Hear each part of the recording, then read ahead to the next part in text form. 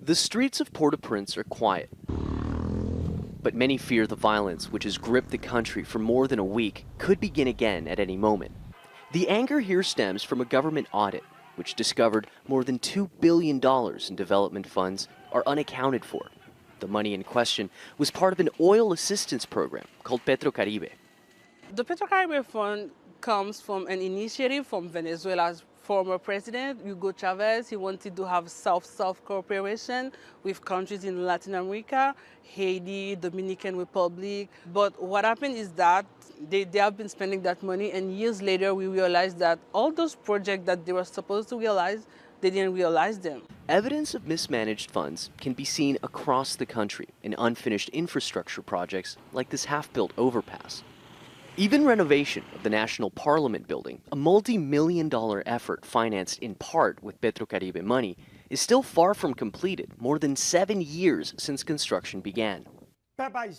Making his first public appearance since the protests started on February 7th, President Jovenel Moïse condemned the violence on the streets, but didn't outline any steps toward finding a resolution.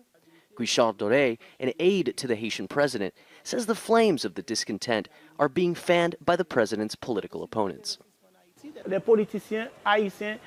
Haitian politicians always want to get rid of the president after a year or two.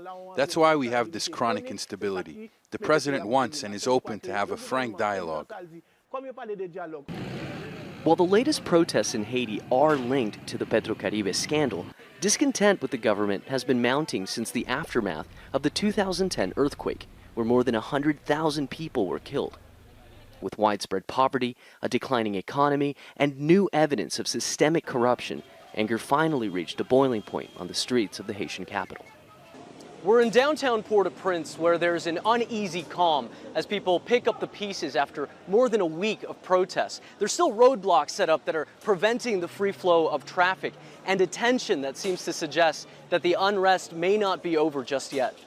Anti-government demonstrators have renewed calls for more protests, continuing to demand the resignation of the president, a condition that Moïse has made no indication of accepting.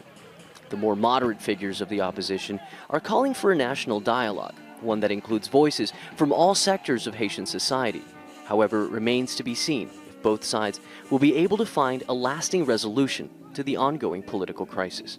Manuel Rapalo, Al Jazeera, Port-au-Prince.